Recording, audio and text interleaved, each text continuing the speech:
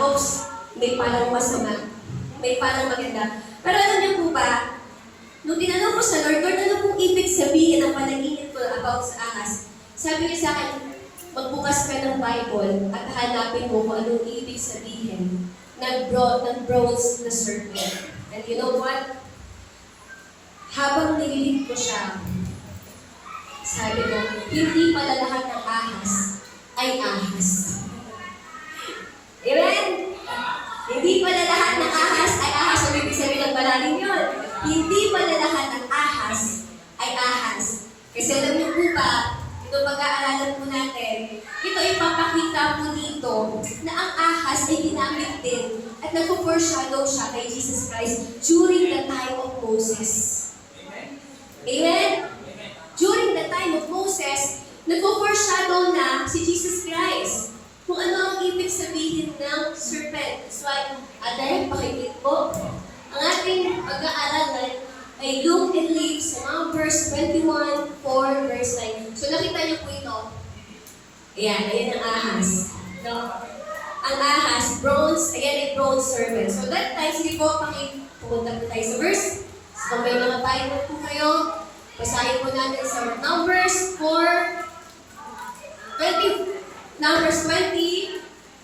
21, verse 49. So, okay. They traveled from Mount Hor along the road to the Red Sea to go around Edom, but the people grew impatient on the way. 5. They spoke against God and against Moses and said, "Why have you brought us out of Egypt to die in the wilderness? There is no bread, there is no water, and we detest this miserable food." Next book. Then the Lord sent venomous snakes among them. They bite the people, and many Israelites died. 7. The people came to Moses and said, "We sinned when we spoke against the Lord and against you. Pray that the Lord will take the snakes away from us." So Moses prayed for the people. The Lord said to Moses, "Make a snake and put it up on a pole. Anyone who is bitten can look at it and live." And so Moses made a bronze snake and put it up on a pole. Then when anyone was bitten by a snake and looked at the bronze snake, they lived. So ano po ibig sabihin na ito? Noong mga panahon na ito, balik tayo sa mga Israelita. Ito talaga ng mga Israelita. Sila mo maraming mareklamo eh. Ito yung parang, patatawin na nga sila papunta doon sa tatawin sila papuntang Edom. Pero ang dami nilang reklamo kay Moses sa Panginoon. Lord, Panginoon, bakit ganito? Hindi masarap ang pagkain. Ganito, ang hirap naman, bla bla bla, etc. etc. Amen? At alam niyo po, sa sobrang reklamador ng mga Israelites, during that time, nainis na sa kanila ang Diyos. Kasi napaka-reklamador. Kaya, sino po dito yung laging nagre-reklamo? Kalabitin mo nga yung katabi mo. Ikaw ba lagi ka nagre-reklamo? Naku, baka kainis sa'yo, Lord. Sige ka. Pagpadala sa'yo ng ahas, nako. At sobrang inis na kasi lagi na lang nagre-reklamo yung mga Israelites. Parang every time na lang na may gagawin sila, lagi na lang sila nagre-reklamo. Tama? So, nung nagre-reklamo sila, alam mo nagalit ang Panginoon sa kanila. Nagreklamador kayo ha? Lagi kayong bulong ng bulong. Doon nainis ang Panginoon sa kanila eh. Yung bulong ng bulong. Sino minsan yung, wala sa akin tito ko dito eh. Si tito ko, si tito Joel. Yung lagi yung bulong ng bulong yun eh. So, binibiro natin, no? Para kang makukulang dyan, bulong ka ng bulong. Lagi nag-murmur. No?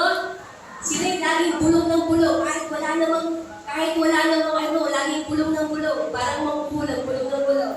Alam niyo po ba na doon nainis ang Israelita? Ang Diyos sa Israelita. Yung kada minuto, kada maliit na segundo, kada galaw, laging may reklamo. Kaya nga tumagal yung 40 years sa wilderness eh. Diba? Kasi nga, reklamo ng reklamo. Tama po ba? Kaya kapatid, sabi ko sa katabi ko, huwag kang magreklamo, kahaba yan. Kahaba yan, sige. Magreklamo ka, kahaba. Reklamo ng reklamo. Panginoon, nagpadala ang Panginoon sa kanila ng mga malalaking ahas. Fiery serpent. So, ibig sabihin ng fiery serpent, may mga scholars na sinasabi nila na yung fiery serpent na yon, para lang doon nagbubukod ng apoy, mga ganito, mga. Pero yung mga ibang scholars naman, sinasabi nila na yung venom ng mga ahas na yon, yun daw yung nakakabatay, yun daw yung pumatay sa mga Israelita ng mga reklamo. So that time, dahil ang mga Israelita ay natakot na, dahil nakakita na nila na namamatay na yung mga kasama nila, bumalik sila kay Moses. Diba? Para tayo sa Lord, no? Reklamo ng reklamo, pero pag medyo, babalik din tayo sa Lord. Same din sa mga Israelita. Dahil reklamo sila ng reklamo, bumalik sila kay Moses. Anong sabi nila? Bumalik sila sa leader nila. Anong sabi ng Israelita? Ipag-pray mo naman na huwag na kaming, naputuli na, natanggalin na itong mga ahas na to. Kasi nga, pinapatay na ang lahat. Amen? Pero bakit makikita niyo dito ang sagot ng Lord? Gumawa ka ng isang bronze na serpent na ahas na pinagay mo sa phone. Pwede naman patayin ni Jesus ng Panginoon. Diba? Pwede patayin agad instantly ng Panginoon that time yung mga ahas na yun. Pansinin niyo bakit? Bakit kaya hindi na lang pinatay ng Panginoon yung time na yun? Bakit kailangan niya paputusan si Moses na para sila ay gumaling, gumawa ka ng isang ahas, replica ng ahas, na bronze serpent, at ilagay mo sa pole, at kapag ang lahat ng mga tao na yan ay tumingin doon sa pole na yan, sa serpent, sa bronze serpent na yan, nagaya ng nagtong kanina sa unahan, sila ay kagaling. Bakit kaya? Pwede namang sabihin ng Lord, sige, papatay mo na lang sila para matapos ang problema. Amen? Diba minsan po, ganun din tayo sa sitwasyon natin sa ating mga buhay. May mga panalangin tayo sa Diyos na sometimes, nagdidil tayo sa Panginoon na, Lord, parang matapos na po ito, please, tanggalin mo na siya sa buhay ko, please, palitan mo na ito, ganyan. But sometimes, hindi na-allow ng Diyos sa buhay natin. Pinapanatili niya pa rin na nandoon. Why? Yun yung aalamin natin. Para makita natin kung ano po yung mga dapat bilang isang Kristiyano ngayon, yung pagkakaiba natin doon sa panahon ng mga Israelita. Amen? So, alam niyo po, yung journey po nila that time, hindi naman po talaga madali kasi. Tama po ba? At kaya bilang isang Kristiyano, hindi din po madali ang mga pinagdadaanan po natin. Tama po? Sa ministry lang Diba? Sa ministry lang, nakakapagod na talagang makakapagreklamo ka. Tama, no? Tama, mali. Pero isipin niyo po, doon sa 40 years wilderness ng mga Israelita, masyado pong mahaba yun. Pero tayo nagsisimula pa lang tayo, pero marami na tayong mga murmuring sa Lord. Marami na tayong reklamo. So, pag isipin mo yung kalagayan ng Israelites that time, ng 40 years, tingin mo ba kaya natin yung 40 years? Sa ministry po muna pag-usapan natin. Kaya ba? Abot pa tayo ng 40 years? Ako kasi daw, ako 40 years na sa ministry, di ba naman? Malapit na. O, sino? Aabot pa tayo sa 40 years? Para makapunta tayo sa promised land. Kasi, if we look at that picture today, hindi pa tayo nakakausad like mga Israelites, ang dami na natin mga reklamo sa Diyos. Tama po mali. Lord, Akira, Lord, hindi ko po ito kaya. Lord, bakit po ganito? Lord, bakit po ganyan? Lord, bakit parang nangihina na ako? Parang ilang araw lang po hindi kumain ng fasting ako, pero Lord, hindi ko na talaga kaya po yung Panginoon. See the picture? How about the Israelites 40 years on the wilderness? Pero alam niyo po, maganda po dito. Doon sa kwento na ito, kapag nilagay mo ngayon sa ating mga buhay bilang isang Kristiyano, makikita mo yung ibig sabihin ng foreshadow ni Jesus Christ doon sa pole na serpent. So you can imagine this. Yan. Yung pole, itong pole na to, yung serpent na to, ipagpalagay mo ngayon na ito yung krus ni Jesus Christ. That time, during that time, ang sabi ni Moses, ay sabi ng Diyos kay Moses, kapag tumingin yung mga lahat ng mga taong nakagat, Israelita lahat, na nakagat ng ahas na yon, at kapag tumingin sila dito, sila ay gagaling. Now, sa panahon natin ngayon, pagpalagay mo na yan ay cross. Tumingin ka dyan at makikita mo, kapag nakita mo yung cross na yan, maniniwala ka na ikaw ay pinagalingan ng Diyos. Amen? Kaya that time, may foreshadow na si Jesus Christ during yung mga Old Testament na. Kumbaga, tinatago na siya doon sa panahon ng Old Testament. So, no Old Testament, wala pa si Jesus Christ, pero itong kagaya nitong serpent na to, itong bronze serpent na to, siya yung parang tumatayong parang si Jesus Christ that time. Na kapag ikaw ay bumalik sa Panginoon at tumingin doon kay Jesus Christ sa cross, sa tinapos ng cross na Kalbaryo, ikaw ay gagaling.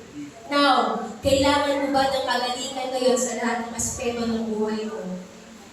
Kasi kung kailangan mo ng kagalingan sa lahat ng aspeto ng buhay mo, tumingin ka doon sa krus ng Kalbaryo, gaya nitong serpent na ito, itong serpent pole na ito.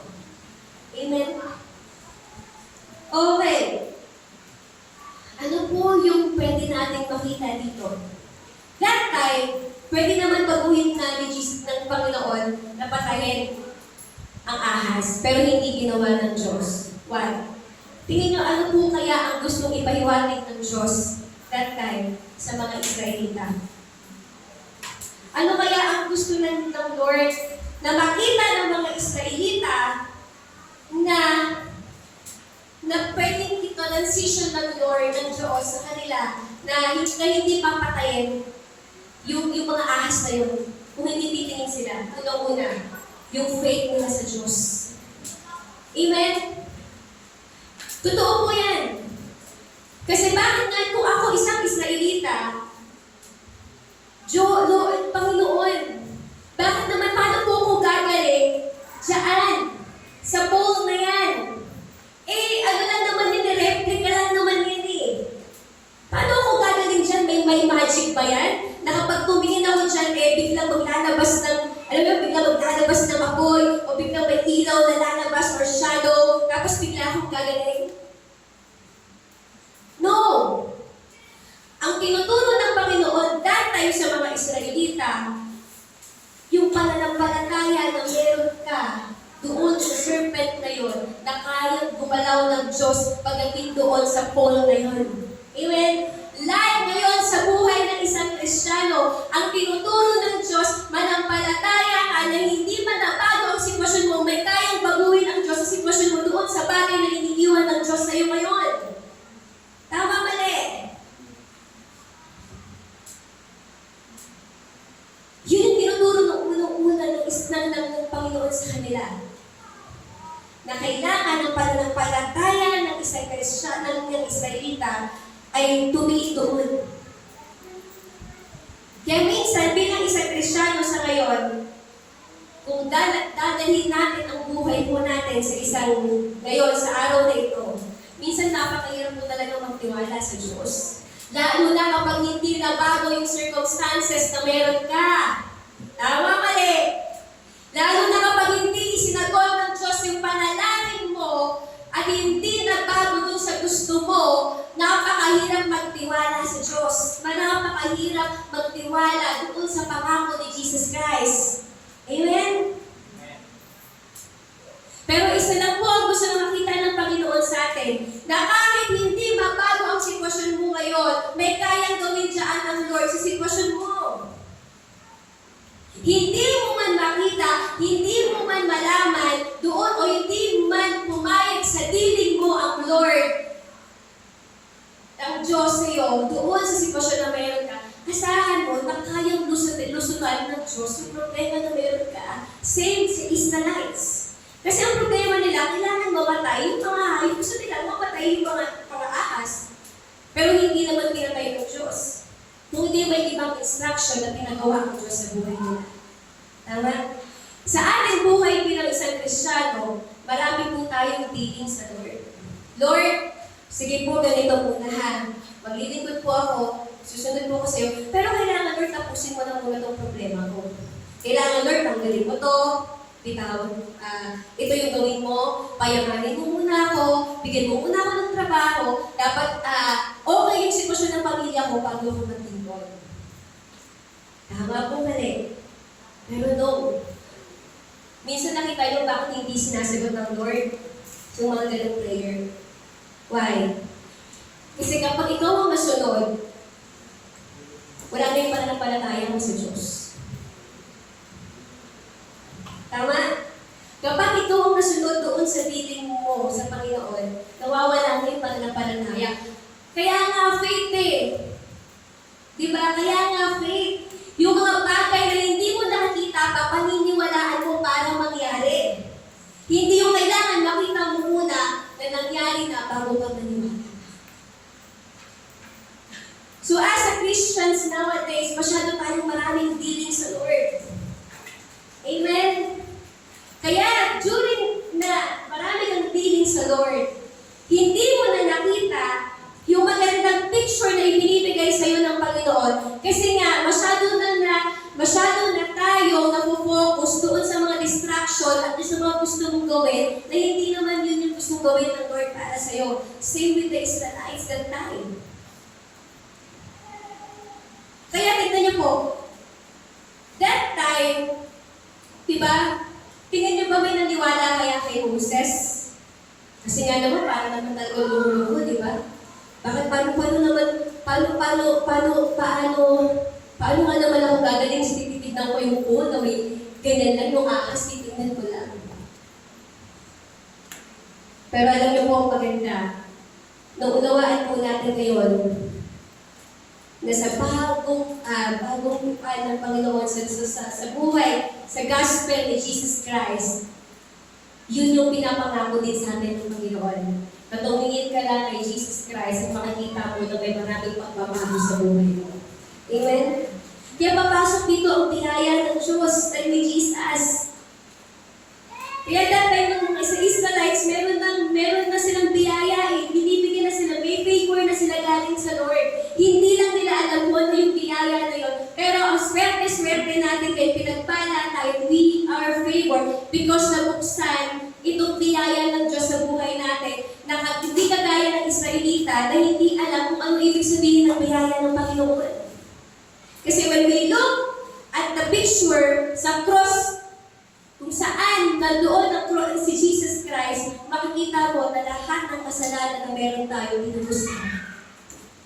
Amen? At that time sa Israelita, yun yung sinasabi ng Panginoon sa kanila para mapatawad ko sila, para maging malinis sila, tumingin sila doon sa serpent na pole na yan at sila ay mabibigyan ng madalihan. Eh ikaw ngayon, maswerte tayo. Actually, it's not luck, it's a favor. Kasi nabuksan yung pagkakaunawa natin doon sa mismong krus ng Kalbaryo kung anong ibig sabihin nito. Amen? Kaya pananampalataya na meron ka, kapag hindi na bago yung circumstances na meron ka sa oras na to, huwag mong bibitawan yung pananampalataya na meron ka. Huwag mong hayaan na, huwag mong bigyan ng dilig ang Diyos, ang Lord, para mabago yung sitwasyon mo. Kasi hindi minsan ginagawa ng Lord yun. Ang gusto niyang matest sa'yo ngayon, yung pananampalataya na meron ka, na kahit na andyan yung problema na yung pananampalataya ka na may solusyon ako dyan, at hindi yung solusyon mo ang solusyon mo sa atin ng Diyos. Amen? Kaya marami mong Kristiyano sa oras na to, ang bumabagsak pagdating po doon sa faith. Why? Kasi kagaya po tayo ng mga Israelites. Ganda gusto natin, yung panalangin natin, yung masusunod, hindi yung kalooban ng Diyos para sa atin. Pero magaling pa rin ang Lord. Kasi sometimes hindi inaalaw ng Lord yung mga ganung bagay yung panalangin mo. Kaya marami nagtatanong sa Diyos eh. Lalo na pag hindi kilala ang Diyos sa kanilang buhay, kapag hindi na-answer ang kanilang panalangin, natanggalin na ganitong problema, bumabagsak na sila, tumatalikod na sila sa Panginoon. Tama po. At yun ang natutunan ko habang binabasa ko ito, habang inaaral ko siya. Sabi ko, oo nga Lord ko, sabi ko, pwede mo naman siyang patayin, yung mga ahas na yun. Pero bakit hindi mo ginawa sa kanila? At sabi ko, oh Lord, sa buhay ko din pala, pwede mo naman tanggalin itong mga bagay ito, pwede mo nang tapusin naman itong isang sitwasyon ito. Bakit hindi mo kayang tapusin? Pero parang ayaw mong tapusin. Kasi sabi sa akin ng Lord, kasi anak, ang kailangan mo dito yung pananampalataya mo, gusto mo yung pananampalataya mo. Kaysa doon sa sitwasyon, makita mo yung big picture na ginagawa ko para mas makita mo yung pananampalataya mo, gusto mo siya. Kaya kung ikaw sa sitwasyon na to, nandun ka sa sitwasyon na yun, at nag-pray ka sa Lord na baguhin ng Lord, tanungin mo muna sa Panginoon, Lord, yun po ba yung solusyon mo? O meron ka pa bang ibang solusyon?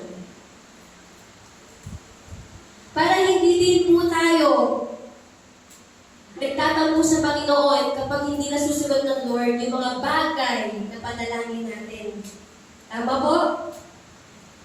Kasi aminin po natin, kapag hindi nasusunod ng Diyos yung panalangin natin, nagtatampo tayo sa Lord. Amen? Nawawala ka eh. Pananampalataya po sa Panginoon. Nawawala ka eh. Nawawala ang apoy. Sabi ng iba, karamihan daw sa mga Kristiyano ngayon, gusto nila sila ang masunod, hindi si Lord. Kaya kapag may pinanalangin sila at hindi nasunod ng Panginoon, bumabakslide daw sila. Tumatalikod sila.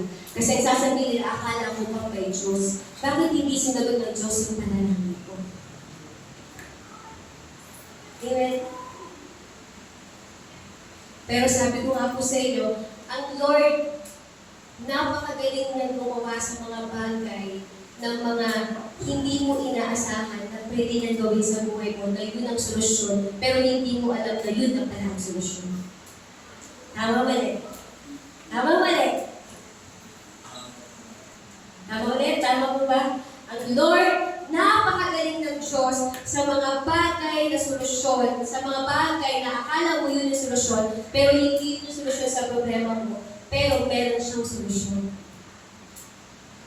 Kaya yung kapatid, meron ka bang problema pinagdadaanan na kagaya ng mga Israelita na nananalangin ka sa Diyos? At gusto mo nang tumigil, gusto mo nang ihinto, patigilin yung mga ganyang sitwasyon. Pero hindi mo kaya kontrolin. Tama? Alam po natin na ang bawat sitwasyon sa buhay natin, hindi natin kayang kontrolin ng mga bagay-bagay. Sino po dito ang malilit mag-control? Controlling in a relationship, controlling in lahat, kinokontrol. Dati po, sa kasama ko eh. Dati may boyfriend ako, bigit ako, sinahat, pinakaibigan naman sa akin. Gusto ko kayo. Biruin mo, kailangan, pupunta lang ako ng CR, kailangan naka-video call pa kami. Paano pa naman ako magsisiyam, naka-video call na? Hindi. Tapos sasabihin sa akin, tapos may ako sasabihin sa akin, patingin nga ako, pa-video call na ako, patingin ng kinakain ko, patingin ng pagkain ko, kinukontrol. Pati ko naman pinito, ganyan, sobrang sakit na ako.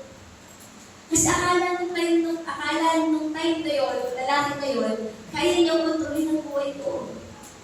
And same din sa buhay natin as a personal, as a Christian. Akala natin, kaya natin kontrolin ang mga bagay-bagay sa buhay natin, kaya ang hilig natin sa solusyon sa problema natin. Tama mali? Pero alam mo po, sabi dito, pinapakita din ng Lord sa mga Israelites na hindi nyo kayang kontrolin ang kaya mong gawin. Tama? Kasi nga naman, paano nga naman, di ba? Doon pa lang sa may serpent. Doon pa din sa ay, may flower. Ang taray naman. Parang nandiligaw ata. Sana may flower. Ba't umalis? Delivery? Delivery lang? Hindi nyo mo pinapasok? Napasok ko po. Ay, gano'n? Marunong. Minsan din talaga si Mark, minsan talaga agaw eksena din. Kakatin nyo nga ng maserolan. Okay. So, alam nyo po, nakakatuwa na pinapakita doon na we cannot control everything, pero si Lord kaya control. Amen? And then second, pinapakita doon sa poem na yon, that times, kahit sa poem na yon, kayang magpagaling ng Diyos that time. Tama? Kahit sa poem na yan, kayang magpagaling. O paano mo masasabing magpapagaling yan? Hindi naman tao yan. Kaya nga sabi ko sa inyo siguro that time hindi naniniwala yung Israelites. Baka may mga ilan na hindi naniniwala yung mga Israelites na kapag tumingin sila dyan, ay gagaling sila. Lahat ng mga nakagat ng ahas. Kasi ngayon, di ba, kapag nakagat ka ng ahas, ang susi mo lang, kailangan mo magpa-antay-venom. Pero alam niyo po, nakita ko dito, sabi ko kay Bishop, kanina, kaya pala kanina sa ko, dati kaya pala, ang ahas pala, kapag nakagat ka, ang panlaban mo rin sa kanya, yung venom din pala nila. Kasi di ba, venom nila, yun din yung magiging antay, yun din yung sinasaksak sa'yo, para din tumalab yun sa'yo, para yung ma-immune ka dun sa venom na yun. So, ibig sabihin, that time, madalino ang Diyos. Bakit? Dahil ang mga kaaway nila ay puro ahas, pinadalan sila ng ahas, ang susi din nila yung ahas. Tama? So, napakagaling ng Lord. Ngayon, pansinin mo sa sitwasyon mo ngayon. Ano yung merong ahas sa buhay mo na kailangan mo rin ng antidote na ahas para ikaw ay bumalik? Now, think. Kasi pag natapos na yung mamaya, ipapaalala ng Lord yung mga bagay na yung mga ahas na yan para din ikaw ay bumaling sa kagat ng ahas, ang panglaban mo din ay yung ahas. Kaya nga sabi ko sa inyo, hindi lahat ng ahas ay ahas. Tama? Hirap mo. Tama, di ba? Hindi lahat ng ahas ay ahas. Tama, mali. Clear? Kaya kanina nag-uusap kami ni Bishop, sabi ko, ay, dati kaya pala tunuan. Sabi ko, kaya pala ang anti-venom, pinupugurin siya sa venom ng kasi galing din sa ahas. Kasi, ang nakakapagpatalo lang din sa venom ng ahas, ay yung venom din niya sa sarili niya. Tama? Amen.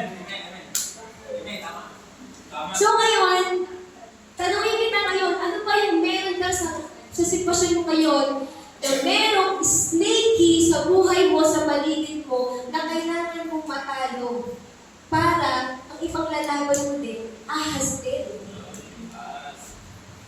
Pero hindi ko sinabi mo kuha ka ng ahas at nilagay mo sa sarili mo. Baka maging kagaya ka ni King Cobra. Kasi King Cobra ay laging... ngayon si King Cobra namatay na, di ba? Namatay, di ba? Kasi kinagat din siya ng ahas. Kinagat siya ng ahas. Pero alam niyo po, ibig sabihin ko dito, kung sa sitwasyon na to, that time, ang binigay sa kanila ng Lord, ang Panginoon, yung ahas, na serpent na ito, na bone na to, ngayon ang binigay sa inyo ng Diyos, yung krus.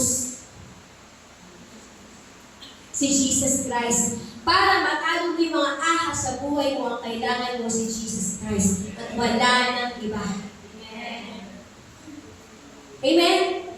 Wala ka nang ibang gagawin, wala ka nang ibang iisipin kung hindi tumingin ka lang sa krus ng Kalbaryo. Alam ka nga dyan ng krus, ate, na nandun si Jesus Christ.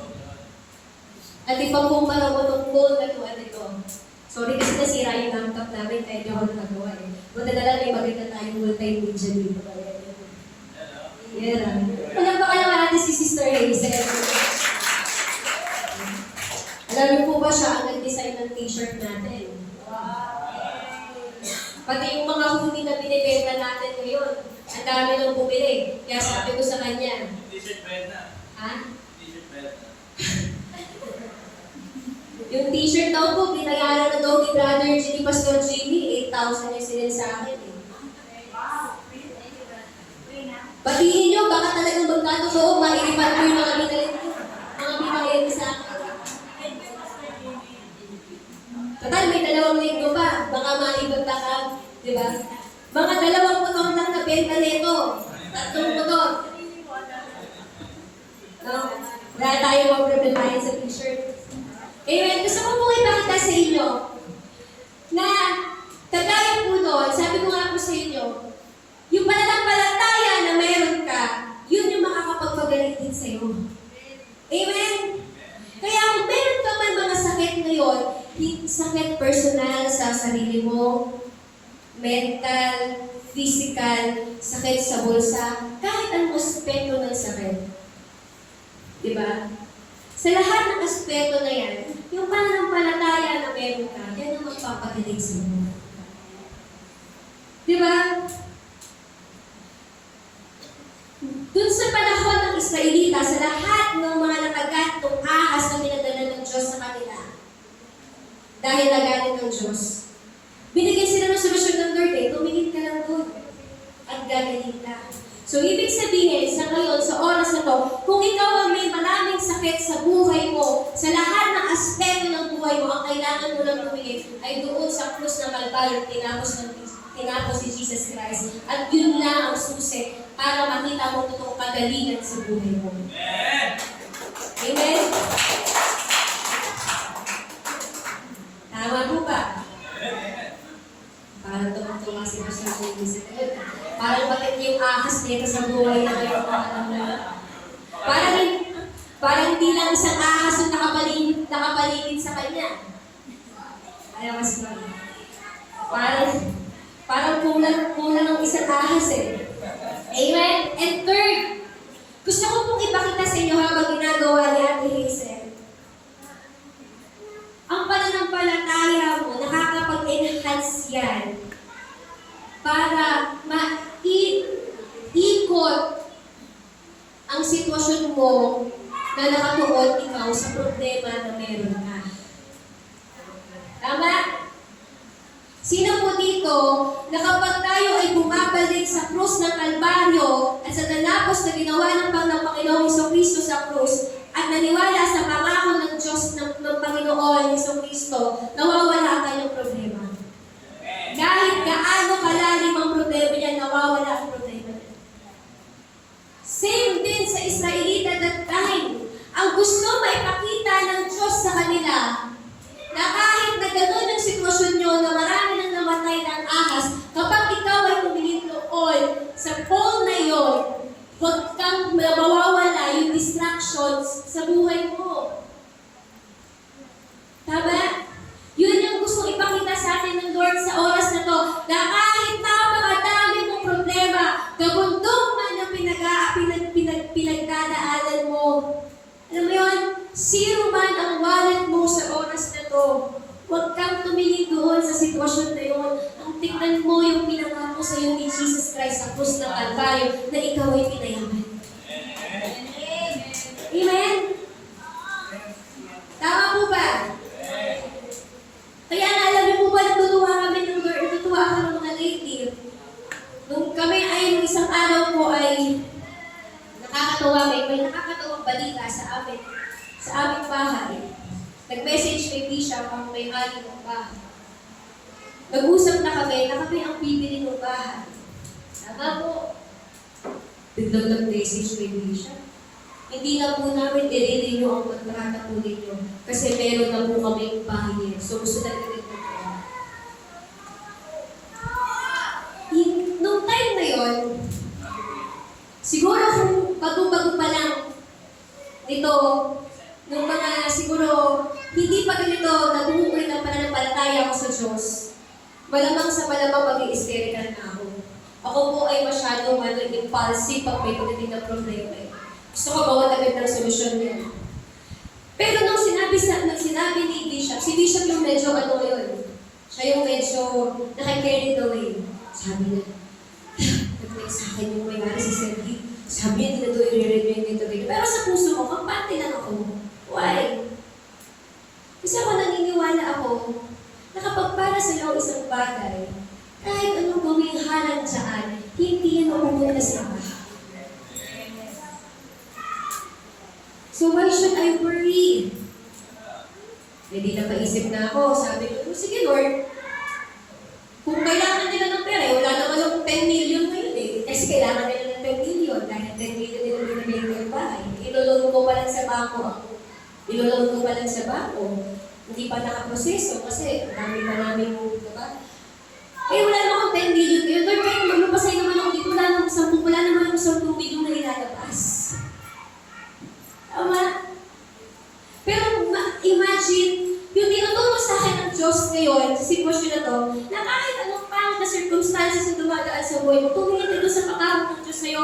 Kasi kapag may pinangako ang Diyos doon sa cross ng Kalbaryo para sa'yo, ay yun ay mangyayari dahil ang prophecy ay matutupad para sa'yo. Diba? Kahit pagbalik-balik na rin mo ang mundo, kahit tanggalin mo yung mga bagay na yun, ang isang para sa'yo ay para sa'yo at hindi yan mawawala dahil para sa'yo. Dahil yun ang pinangako ng Diyos para sa'yo. Amen? Kaya bilang isang Kristiyano, tinuturuan tayo ng Diyos kung paano rin tayo humandle ng isang sitwasyon na kaya nating pagganahin yung pananampalataya natin. Para kung ano man ang dumating na problema sa buhay mo ngayon, hindi ka madidistract. Tama po. Kasi maraming distraction sa buhay natin, especially sa ministry na meron ka. Pero kapag sinabi sa iyo ng Lord na gagamitin kita, maniwala ka, gagamitin kita. Kung may humahadlang man sa iyo ngayon, tumuloy ka. Dahil yung mga bagay na yung distraction na yan para hindi ka makapunta doon sa prophecy na binigay sa iyo ng Panginoon.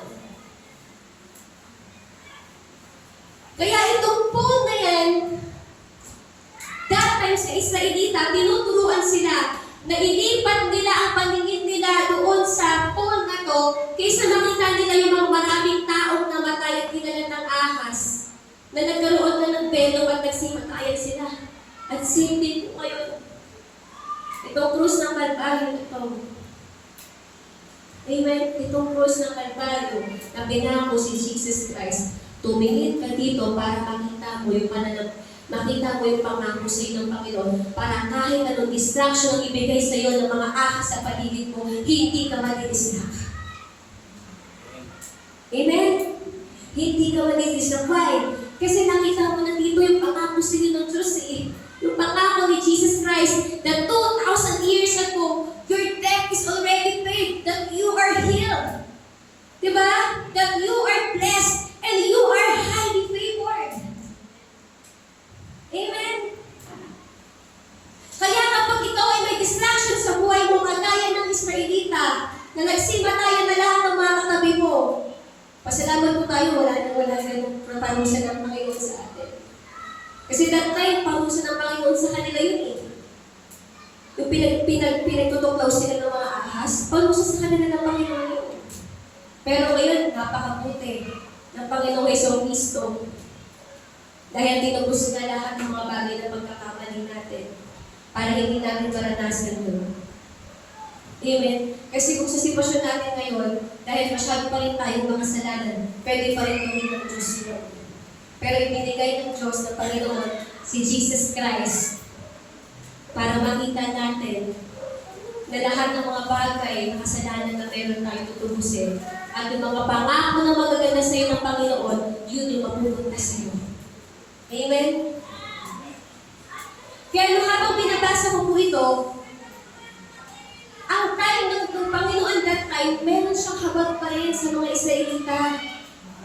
Wala pa si Jesus Christ, yung Panginoon pa lang meron na siyang habag, may mercy na siya. Meron na rin biyaya ang Panginoon sa mga Israelita. Bakit? Kasi kung hindi may biyaya ang Diyos sa mga Israelita, hindi niya kakayaan ipagawa ito kay Moses. Tama? Pero mas favored ka ngayon kasi binigay si Jesus Christ sa krus ng Kalbaryo para hindi mo na maranasan na kainin ng mga ahas mo. Amen? Kaya ngayon kapatid, naniniwala ka ba na dahil sa krus ng Kalbaryo na yan, siya ay nasa TV na yan, ikaw ay matagal nang pinagaling, ikaw ay matagal nang pinayaman ng Diyos, at ikaw ay matagal nang pinagpala ng Diyos. Amen. Parang hina. Parang ganyan doon sa ahas, parang tuwang-tuwa eh, parang mas gusto nilang tuklawin sila ng ahas kaysa doon kay Ako iniisip ko pala kung paano, doon na panaginip ako yung tinugnaw ko ng ahas pagkagisip ko, Lord, totoo ba yun?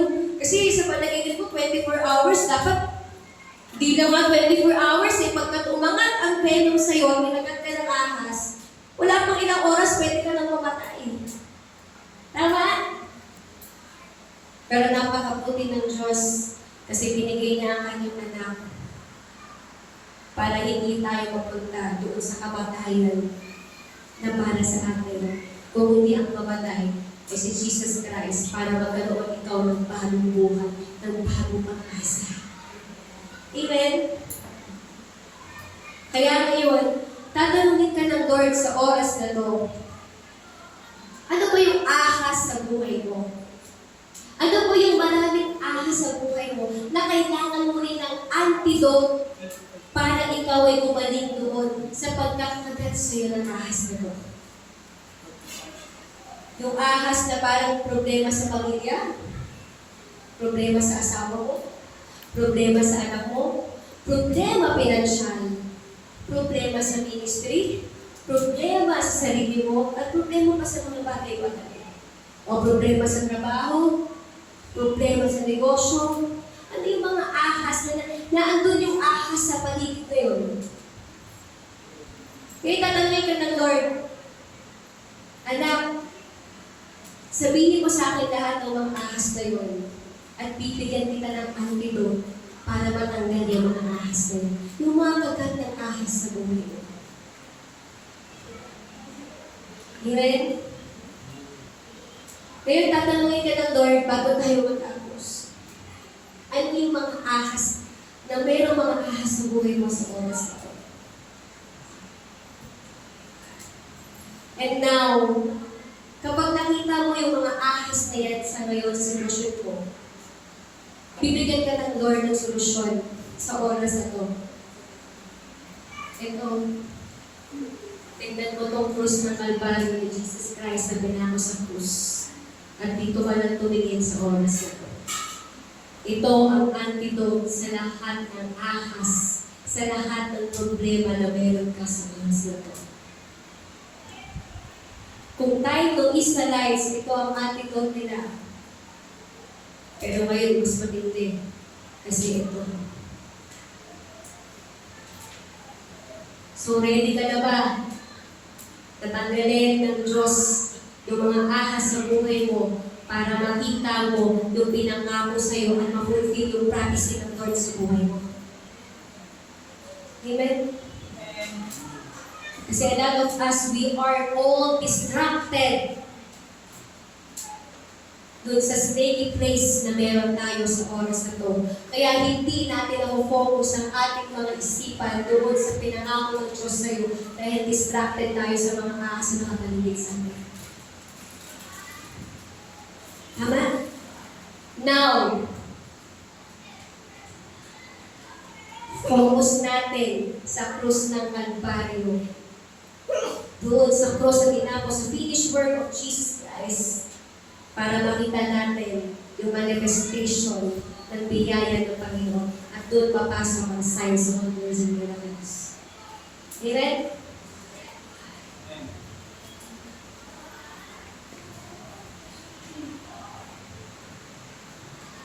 Alam niyo po, masarap tumingin sa krus ng Kalbaryo. Kapag nakita niyo po yung krus na to, napakadaming pangako ng Diyos sa buhay mo. Napakadaming plano ng maganda ng Diyos sa buhay mo kapag dito ka nakatingin sa tinapos na gawa ng Panginoong Kristo. Tama po? Amen. November na ngayon. Isang buwan na lang. Matatapos na ang 2024. I-desire natin na matanggal yung mga ahas sa paligid natin. At makita natin yung prophecy ng Panginoon na matapos itong 2024 na to, na may fulfillment doon sa prophecy na binigay sa iyo ng Panginoon. Sige po, tayo pong lahat itumayo.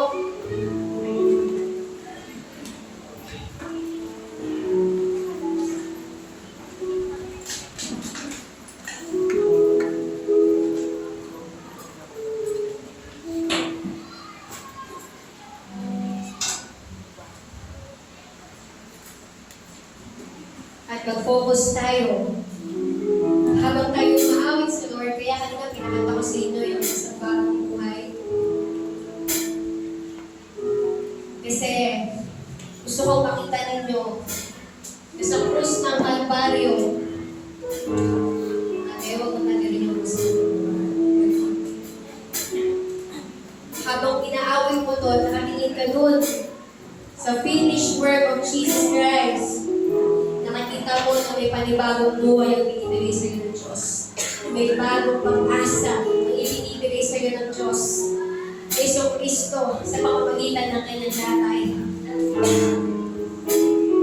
Now, if you need a healing in all aspects in your life, this is the time to go back doon sa cross ng Kalbaryo para makita mo itong kagalingan sa oras na to. Hallelujah.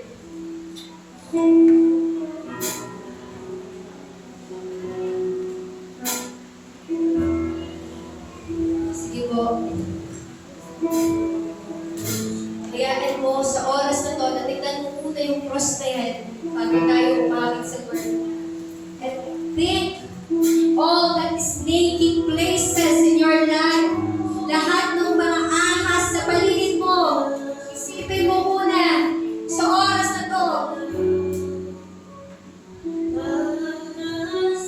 And now, this is the time to look back on the finished cross of Jesus Christ.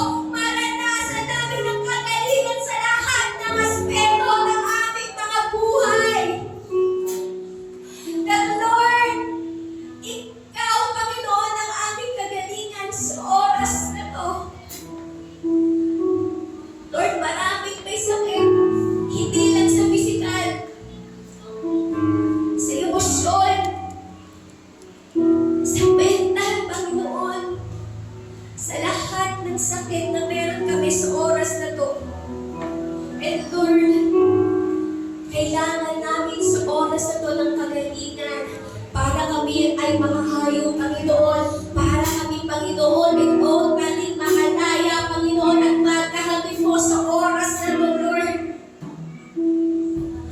And right now, hayaan mo sa oras na to, sabihin mo sa Lord yung kailangan mo ng kagalingan.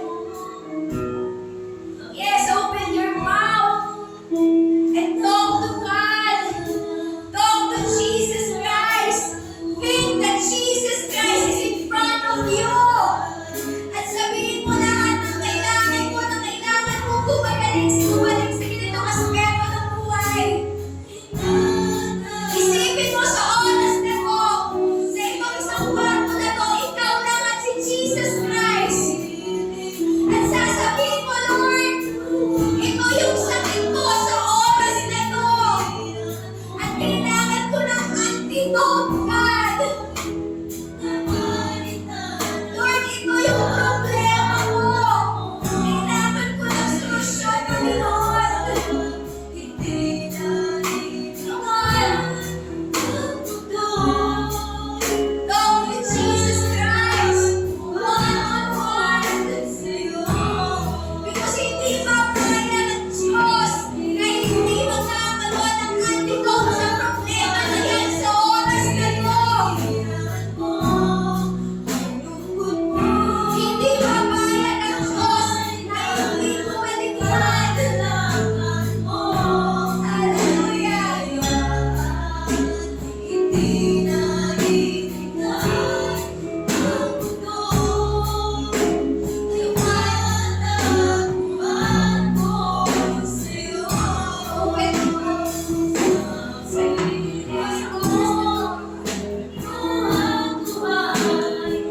Yes.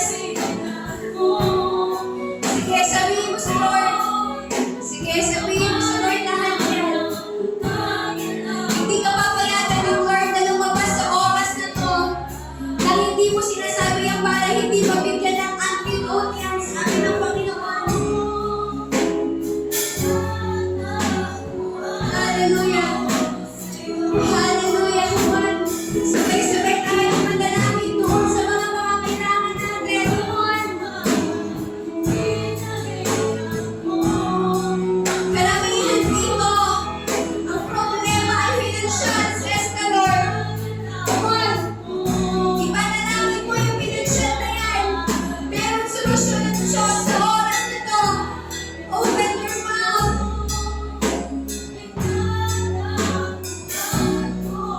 Open your mouth and tell sa Panginoon, Lord, ito yung problema namin sa oras na to.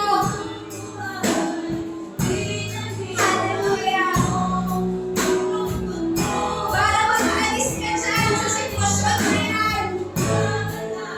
Harapin mo ang sabi ng Lord sa oras na to. Hallelujah.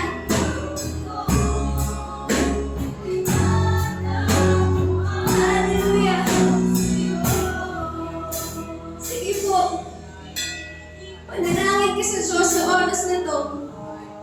Most of us, the main problem, the main sickness in this church is the financial. Yes. You just open your mouth at ipanalangin mo sa Lord yan. Come on. Come on. Come on. Hallelujah. Come on, open your mouth. Yes. I-open mo yung bibig na yan. Para matanggal yung problema natin sa pinansyal, sa personal na buhay na yan. Buksan mo yung bibig mo. Ipanalangin mo na maputol na matanggal. Hallelujah. Hallelujah. Because I know that this will be the year na hindi ka na mangungutang. Sabi ng Panginoon na hindi ka na manghihingi. Kaya ipanalangin mo yung pinansyal na meron ka, yung pinansyal na meron sa inyo ng asawa mo, yung pinansyal sa pamilya mo. Yes, because there is a big blessing, there is a big breakthrough bago matapos itong taon na to. Come on. Hallelujah.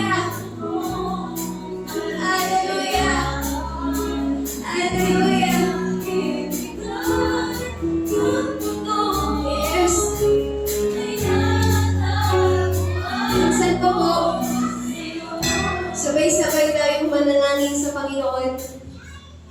You know, napakalakas po na impression sa akin ng Lord that this bago matapos ng 2024 lahat of members, there is a big breakthrough. Kaya sabay-sabay tayong manalangin sa Diyos. Kaya nagsabi ng Panginoon, anak, ang nakikita akong problema at sakit sa inyo ngayon, yung pinansyal. Di ba yun yung kinatatakot nyo? Kinatatakot yung lahat. Pero sabi ng Lord ngayon, buksan mo ang bibig mo at tumingin ka doon sa tinapos ng krus. At panindigan mo na ikaw ay pinagpala ng Panginoon. Kaya sabay-sabay tayong manalangin. Hallelujah. Yes, Lord. Salamat, Ama. Salamat, Ama. Because naniniwala kami, Panginoon. Lord, sa oras na to, Lord ng GFI, and Lord, hindi, Panginoon, magkukulang, Panginoon. Hindi, Lord, mababawasan, Panginoon. Lord, hindi mawawala ng bawat isa.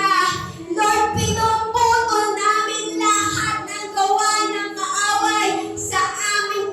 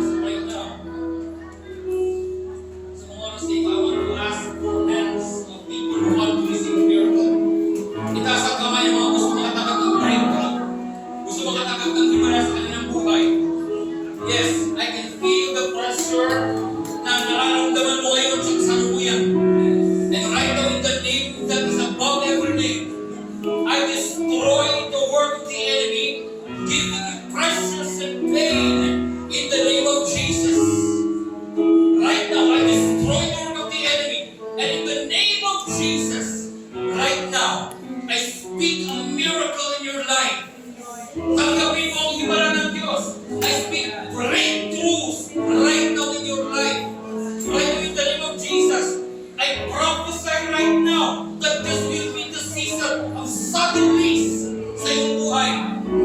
Right now, I prophesy na may mga bagay na hindi mo inaasahan darating sa buhay mo.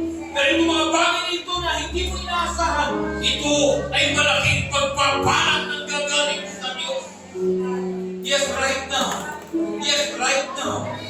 Yes, right now. Set your expectations on God right now. And right now I see in a vision a flow of fresh oil. Nakakakita ko ngayon ng pangitain ng isang langis na sariwa at ito ay naipinupuot sa ating kalagitnaan. Tanggapin mo kapatid. Tanggapin mo ang kagalingan sa iyong karamdaman. Tanggapin mo ang himala na ipinapangako ngayon ng Diyos sa iyo. Hallelujah. Yes. Right now in the name of Jesus. Oh Lord. Hallelujah. Yes, in the name of Jesus. Oh Lord. Hallelujah. Thank you, Lord. Yes. Yes. Okay, mga kapatid, sa mga oras I want you to hear the word of the Lord right now. This is your season of suddenlies, the Lord says. Ikaw ay na-overrun ng mga problema na dumating sa buhay mo in the past seasons of your life. Na-overwhelm ka, sobra-sobra. Yung problema na dumating sa iyo, hindi pa natatapos ang isa, meron na naman dumating. You feel pressure. Nakaramdam ka ng matinding pressure. Pero sa pagkakataon ito, I see that God is reversing the situation. Nire-reverse kayo ni Lord ang situation. May mga bagay na hindi mo inaasahang darating ngayon sa buhay mo, simula sa panahong ito. At yung mga bagay na ito na hindi mo inaasahan, ang lahat ng ito ay pawang himala at kababalaghan na nanggagaling sa Diyos. Hallelujah! Tanggapin mo ang suddenlies na ipinapangako ngayon ni Lord para sa iyo. Sabihin mo ngayon, Panginoon, mula ngayon, aasahan ko ang mga bagay na gagawin mo sa buhay ko. Mga bagay na hindi pangkaraniwan. Mga bagay na kahanga-hanga sa paningin ng tao, sa paningin ng mundo. Hindi ito inaasahan. Ito yung mga bagay na kabigla-bigla. Pero para sa amin, na anak mo, ito'y magiging pangkaraniwan dahil ito'y pinangako mo sa amin. Right now, receive your breakthrough. Receive it in the name of Jesus. Now, I'm seeing another vision right now. Nakakakita na naman ako ng sumang pangitain. Isang pintong nakakandado. At ang pintong ito ay tila baga napakahirap buksan. Pero dahil hinawakan mo ang pintong ito, ikaw na isang anak ng Diyos. Hinawakan mo ang pintong bakal na ito. At ang pintong ito ay biglang nabuksan dahil sa kapangyarihan ng Diyos na nasa iyo. Now, do you have faith? Sino rito may pananampalataya, taas ang kamay? Okay, I want you right now to reach after your wallets and your bags. Ito yung prophetic gesture. Ito yung prophetic gesture. Okay? Kunin mo yung wallet mo, kunin mo yung bag mo. Come on, come on. Naniniwala ka ba talaga? Sige, go. If you believe. Okay, and right now, put your, okay, hawakan ng kanang kamay mo yung wallet mo o kaya yung bag mo. Okay, hawakan ng kanang kamay mo. This is a prophetic gesture. Bakit kanang kamay? Your right hand symbolizes power. It symbolizes the authority of God. Itaas mo ang kanang kamay mo na hawak ang bag mo ang wallet mo. And right now in the name of Jesus, through these bags and wallets, which symbolizes, okay, your family's welfare and income.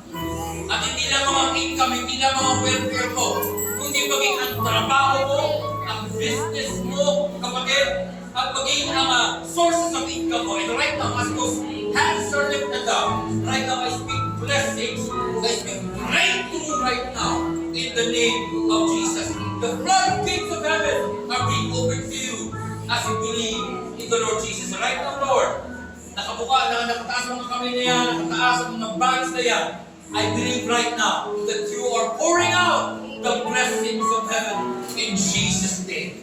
Lord, salamat po. Maraming salamat po. Kapatid, ipangako mo na kapag dumating yung blessing na sinasabi ng Panginoon ngayon, ipagsisigawan mo ang kapurihan ng Diyos. Nangangako ka pa na maluluwalhati si Lord sa breakthrough na paparating sa iyo. Sino nagsasabi rito, Lord, ipagsisigawan kong kaluwalhatian mo? Sino nangangako rito na sasabihin mo, Lord, ibibigay ko lahat ng glory na para sa iyo? Wave your hands, please. Wave your hands. I want to see those hands, please. Praise God. At dahil nangako ka, nakita ni Lord yan, ibibigay mong glory para sa Kanya. Because if you have done, so be it. In Jesus' name. And everybody believe, say Amen. Shout Amen. Palakpakan natin ang malakas.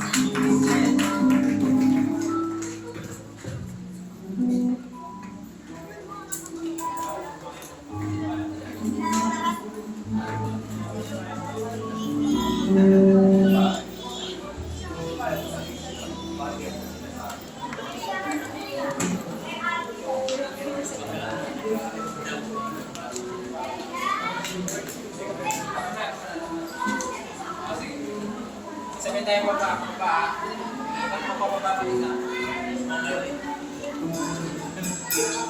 Sige po, may request na ng ushers na willing to come.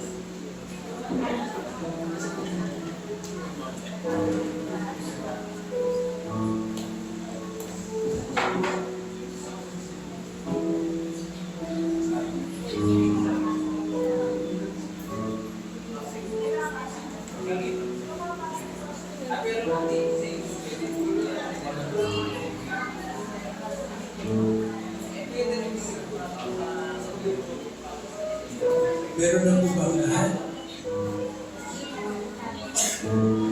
Sinasabi po ng aklat ng 1 Corinthians chapter 11, verse 23 to 26, For I received from the Lord what I also passed on to you, that the Lord Jesus on the night he was betrayed took bread, and when he had given thanks, he broke it and said, This is my body which is for you. Do this in remembrance of me.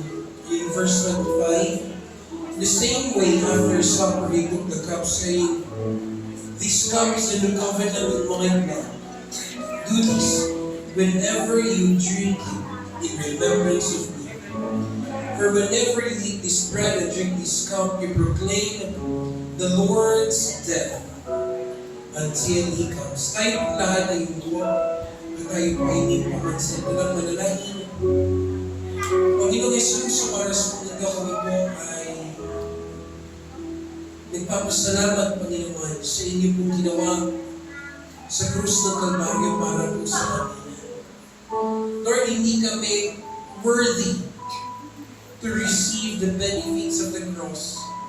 But because of your love, because of your grace, because of your mercy, Lord God, naging marapat kami, Panginoon. Kaya Lord, sa oras na ito, aming pinagbubunyi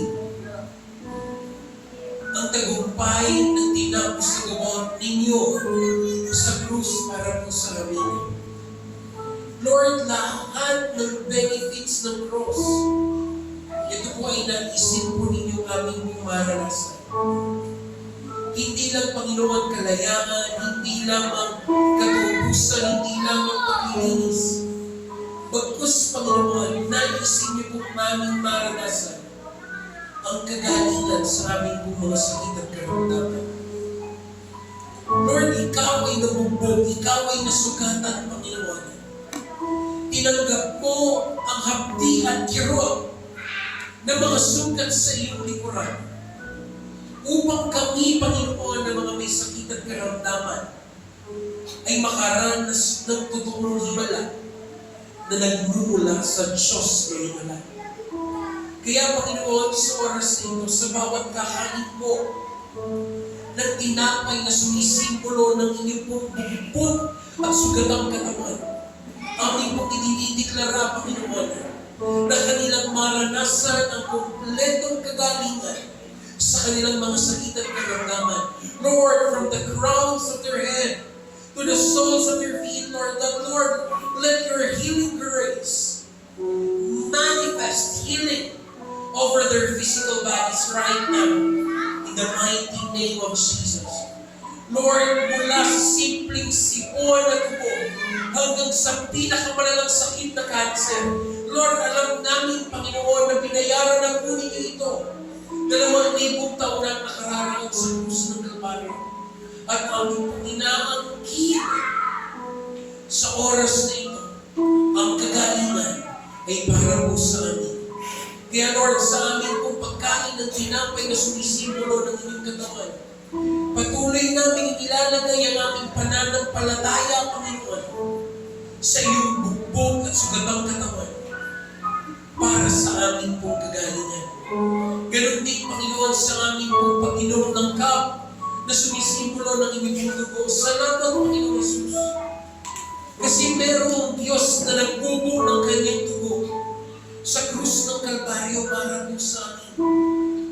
Lord, hindi lang magpapala ang dinala ng inyong pong dugo, kundi sa pamamagitan, Panginoon, ng inyong dugo, inilagay niyo kami sa tama naming katatayuan kay Kristo. Inilagay mo sa amin, Panginoon, yung bagong identity namin because of the blood shed on the cross of Calvary.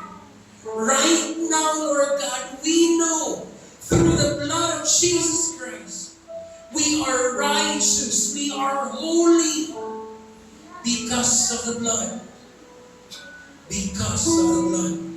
Kaya, Panginoon, sa oras na ito, sa aming pag-inom ng cup na sumisimbolize sa inyong pong dugo, patuloy kami nagpapasakop, Panginoon, sa kapangyarihan na makapangyarihang dugo ng aming pong Panginoon Jesus. At patuloy namin lalakaran kung sino kami at kung anong meron kami dahil sa dugo ng aming pong Panginoon. Kaya Lord God, hawak namin ang dalawang pinakamakapangyarihang testamento ng inyong kamatayan at ng inyong pumuling pagbabalik, ang tinapay at ang kopa na sumisimbolo ng iyong katawan at ng inyong dugo. Maraming salamat po, Panginoon. Ito ang aming panalangin sa pangalan ni Jesus. Kainin po natin ang tinapay at pagkatapos po nun, inumin po natin ang cup.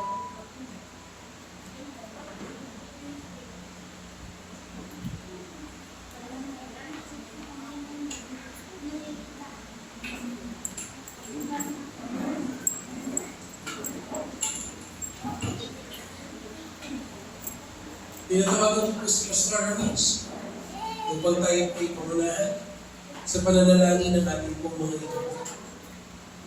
Ating pong mga ito.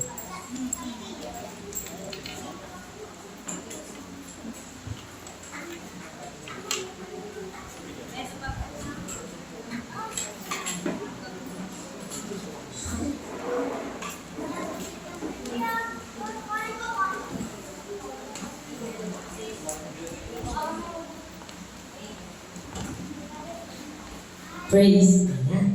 Amen. So, bago po tayo magbigay po, meron na po akong share. Excited ako dito kasi ito yung revelation na binigay sa akin ni Lord. During fasting po ito. Sa Matthew chapter 15, verse 32 to 13. Hindi ko na po siya babasahin ano po, kasi medyo mahaba yung story. Pero ikukwento ko na lang siya. And i-share ko sa inyo yung revelation na binigay sa akin ni Lord. Yung kwento dito sa Matthew 15, 30 to 39 is pagpapakain sa 4,000 tao. Okay. So, nung time na si Jesus at ang mga disipulo ay nandun po, gutom na yung 4,000. So, ang sabi ng mga disciple, pwede ba natin silang pauwiin? Gayong sila'y gutom na. Sabi ni Jesus, ano ang meron sa kanila?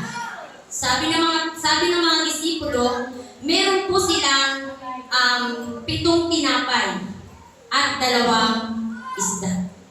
So, dinala kay Jesus yung 7 tinapay at 2 isda. Then, ang ginawa ni Jesus, habang yun ay nasa mga kamay niya, ipinag-pray niya ito at itinaas kay Lord. You know what? Yung 7 tinapay na yun na yung pagkain ng isang taong yun. Kumbaga yung pagkain niya sa isang araw na yun, ibinigay niya kay Jesus that time. At yung 2 isda na yun, ibinigay din niya kay Jesus para ipag-pray. You know what? Yung binibigay natin kay Lord at may nagpipray po dito sa harapan. Amen po. You know what? Dumadami po kapag tayo'y marunong magpasalamat sa lahat ng biyaya na binibigay sa atin ng Panginoon. Amen po. Yung 7 tinapay na yun nakakamangha. Nung itinaas po ni Jesus yung tinapay at isda, pagbaba niya, hindi po agad dumami yun. Ano po? At ginawa ng mga disipulo, ipinamahagi sa 4,000 tao. Sabi doon, hindi pa kasama yung mga babae, puro lalaki lang. So, ipinamahagi ang tinapay at isda, pero ang nakakagulat, may natira. Amazing. Kamangha-mangha. Kapag ang bawat binibigay pala natin sa Diyos at marunong tayo magpasalamat, hindi tayo nagre-reklamo, kusang loob mo yun binigay sa ating Panginoon. Dumadami siya.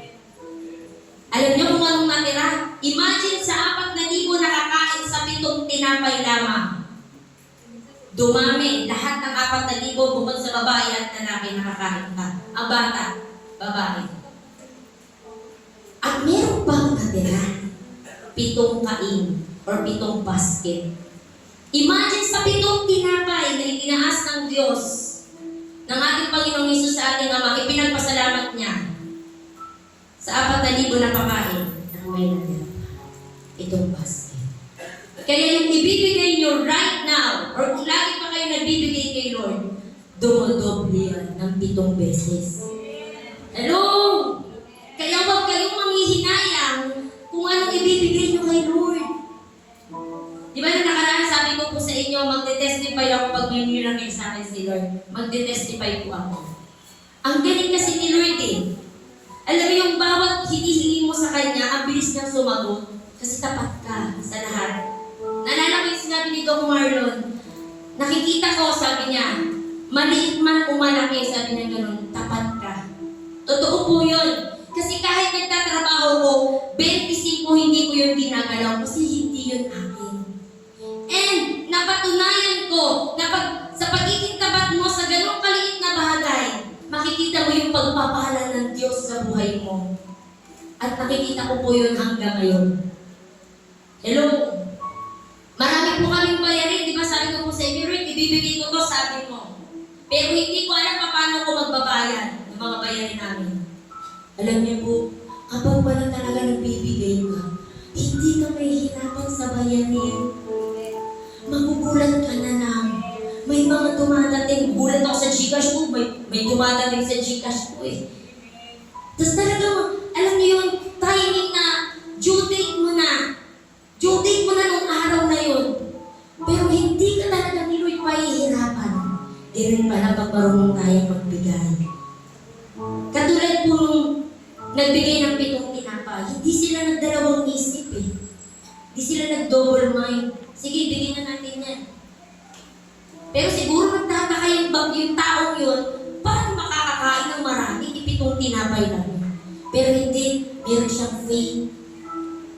Bahala na si Lord, nandiyan naman si Jesus na nagbibigay ng miracles. Then, nakita niyo yung totoong miracles. Na yung mula sa 7 tinapay na yun, dumami at nagkaroon pa ng 7 basket na tinapay. Kaya kapatid, katulad ng sinabi ni Doc Marvin kanina, ang breakthrough malapit na. Actually, yung breakthrough sa amin, talagang tunay na nararanasan ko na.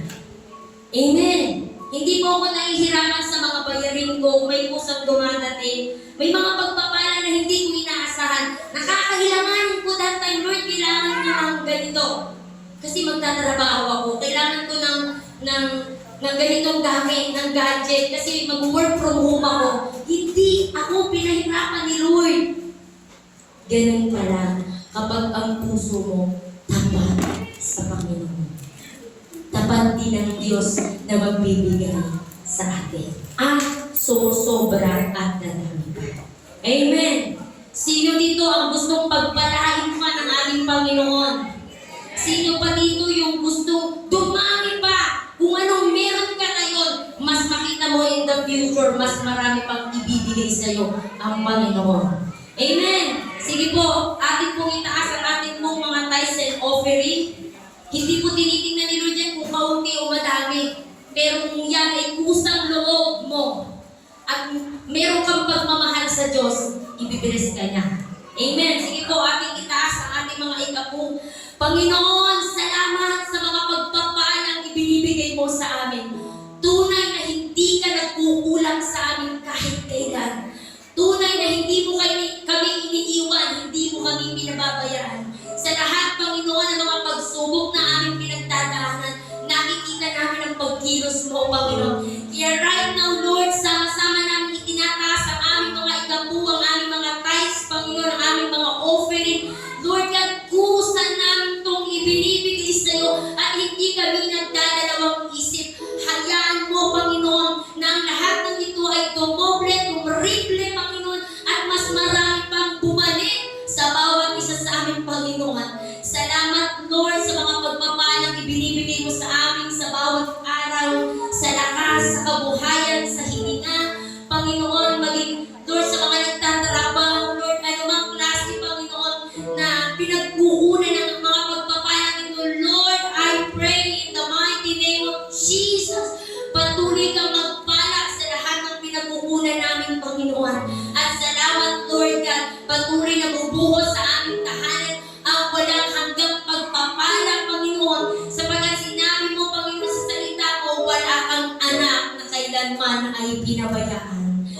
Kundi, Lord, patuloy kang kumikilos sa bawat isa sa amin, Panginoon. Kaya, Lord, aming ibinabalik, Panginoon, ang mga ikapong ito, naniniwala kami, Panginoon, at nananampalataya kami, Panginoon, na patuloy kang magpapala sa bawat isa sa amin. Anumang aspeto ito ng buhay namin, Lord God, ito man ay pang-araw-araw, Panginoon, ang bawat isa sa amin. Lord, sa mga nag-aaral, ikaw magpuprovide, yung mga nagtatrabaho, another promotion, dagdag nakita, Panginoon, sa mga may negosyo, patuloy mong pagpapalain, Panginoon. Anything, Lord God, na meron kami, ay patuloy mong padadamihin ng padadamihin. Kaya, Lord, sa namin ibinabalik ang pag-asa, papuri, pagsabat, salamat sa tanging pangalan ng aming Panginoon Jesus. Ang lahat po ay magsabi na, Amen.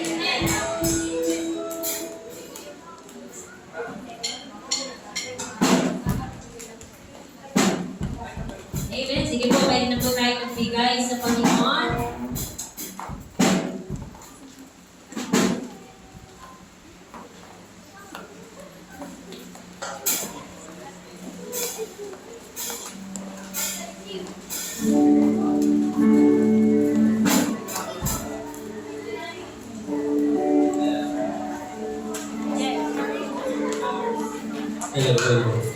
Hello. Naiyak po ako dahil habang nandun po sa inyo, nag-pray si Pastor namin kasi may isang boses na nagsalita sa akin, sinabi niya na hindi na problema ang ating church sa mga pangangailangan natin. Yun po sinabi niya sa akin na malapit na, mag-enter lang tayo, talagang lahat po tayo ay gagamitin para sa church. Amen.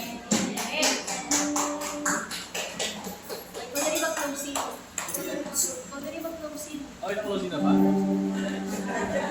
mo ah. Biniligtas na. Biniligtas na. Hallelujah. Bigay ko kasi iba. Ayun. Sige ako rin pala yung mag-closing. Ayun, talaga si Lord. Ayun, talagang narinig ko yung boses niya. Napakalinaw. As yung church natin talagang ipo-provide niya yung mga pangailangan natin. Ano man yung pinagdadaanan natin ngayon. Ayan, nakita ng Lord yung puso natin. Yung pagtulong sa church na talagang siya yung magpo-provide. Hindi na natin kailangan mag-worry pa dahil ito ay provided na ng ating Panginoong Jesus. Amen. Ayun, talagang patuloy tayo ang pinapalahanan ng Panginoong Jesus. Sa bawat problema po natin, ayun, tingin lang po tayo sa ginawa ni Jesus sa krus ng Kalbaryo. Ayan, sa may sakit, yan, tingin lang po tayo sa ginawa ni Jesus. Sa may mga problema, tingin lang tayo kay Jesus. Sa may mga utang, tingin lang kay Jesus. Di ba? Ano na Lord Jesus, lagi tayo pinapalalahanan din. Maniwala po tayo sa lahat ng mga gagawin malaman ng Panginoong Yesus sa buhay po natin. Hallelujah. Lord God, salamat Panginoon sa gawain ito Panginoon. Muli mo na po Panginoon na kami ay pinalakas Panginoon. And Lord God, salamat Panginoon sa kapayapaan na binigay mo sa aming isipan right now Panginoon, kagalakan Panginoon. Maraming salamat Panginoon sa kaligtasan at proteksyon Panginoon. And Lord, pinag-claim na po namin ang aming tagumpay Panginoon. Sa oras na ito, Panginoon, ang pinag-claim na po namin, Panginoon, na lahat ng aming utang ay bayad na, Panginoon. Salamat, O God, na Ikaw ang Diyos na aming tagapagligtas. Maraming salamat, Panginoon, sa pagtubos mo sa amin, sa krus ng Kalbaryo, Panginoon. Maraming salamat po. Ang lahat po ay magsabi ng Amen. Sa aming Panginoon. Amen!